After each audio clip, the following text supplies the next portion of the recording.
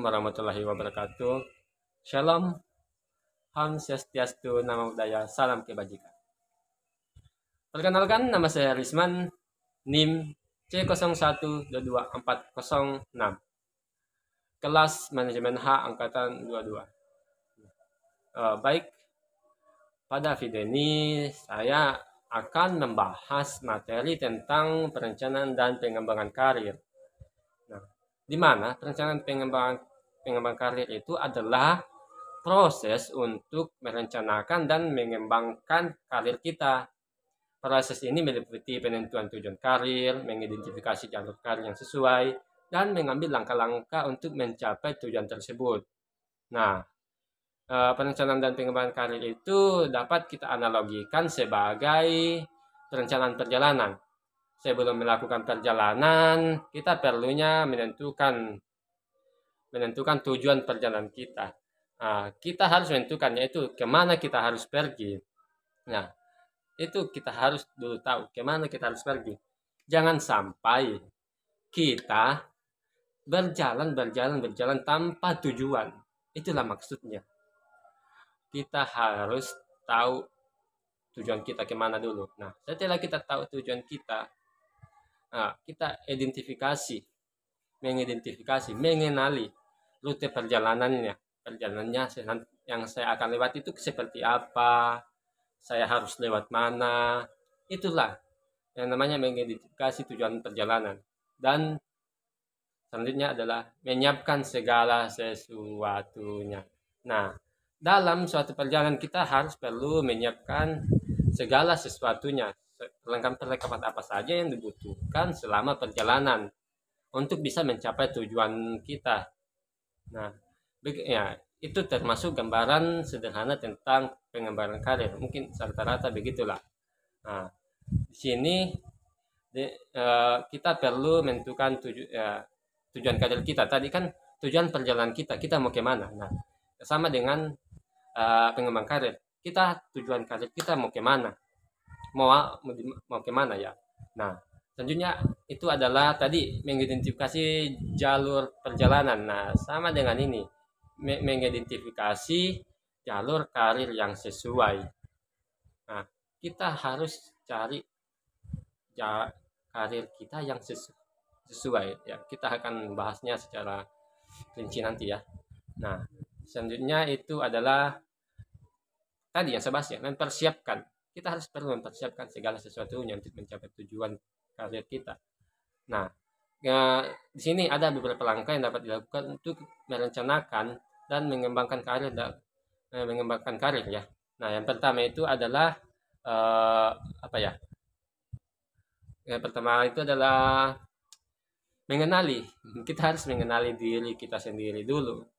Nah, yang perlu kita lakukan adalah mengenali diri sendiri. Hal ini dapat meliputi mengenali kekuatan dan kelemahan diri kita. Kita harus kenali dulu kelemahan diri kita. Setelah itu kita bahas lagi minat dan bakat kita. Kita harus tahu apa minat dan bakat kita. Umpamanya kita minat dan bakat kita di basket ya. Kita pronya di basket. Kita bisanya di basket. Kita minatnya dan bakatnya di basket. Terus kita ambil voli. Umpamanya voli itu kita tidak ada minat di situ, tidak ada bakat di situ. Jadi kita akan pasti terhambat di situ. Kita akan kesulitan untuk mencapai tujuan-tujuan kita kalau minat dan bakat kita salah. Nah, itu kita harus tahu minat dan bakat kita kemana dan apa minat bakat kita. Nah, seperti kita bisa mengenali diri sendiri itu dengan menjawab ada beberapa pertanyaan ya. Kita harus jawab secara pribadi, kita tanyakan kepada diri kita sendiri. Yang pertama itu apa yang saya sukai dan tidak sukai ya. Umpamanya begini ya, kita bahas tentang olahraga ya, tentang basket dan voli ya. Umpamanya saya menyukai basket, yang tidak saya sukai adalah voli. Nah, kita umpamanya kita suka basket terus kita main volley, pastinya akan terhambat di situ, karena nanti mungkin pertama-tama mungkin kita tetap semangat, tapi nanti itu kita akan terasa bosan karena itu bukan bidang kita.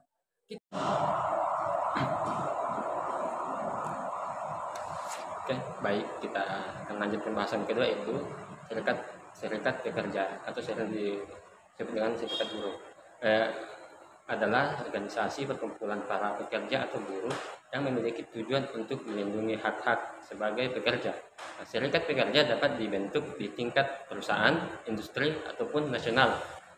Serikat pekerja ini pekerja di Indonesia. Di Indonesia serikat pekerja diatur oleh Undang-Undang Nomor 13 Tahun 2003 tentang Ketenagakerjaan. Nah, undang-undang tersebut menyatakan bahwa serikat pekerja adalah organisasi yang dibentuk dari, oleh, dan untuk pekerja atau buruh, baik di perusahaan maupun di luar perusahaan, yang bersifat bebas, mandiri, dan demokratis. Nah, serikat pekerja memiliki berbagai fungsi, yaitu adalah mewakili dan membela hak pekerja atau buruh. Nah, yang kedua, melakukan perundingan kerja. Yang ketiga, melakukan pengawasan terhadap pelaksanaan perjanjian kerja bersama. Selanjutnya adalah melakukan pemberdayaan pekerja atau buruh. Melakukan kegiatan sosial dan budaya.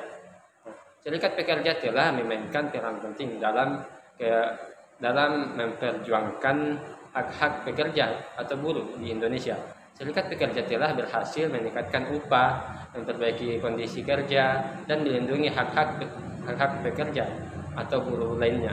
Ya, baiklah, itu yang dapat saya paparkan pada video kali ini. Saya Risman, pamit undur diri. Terima kasih.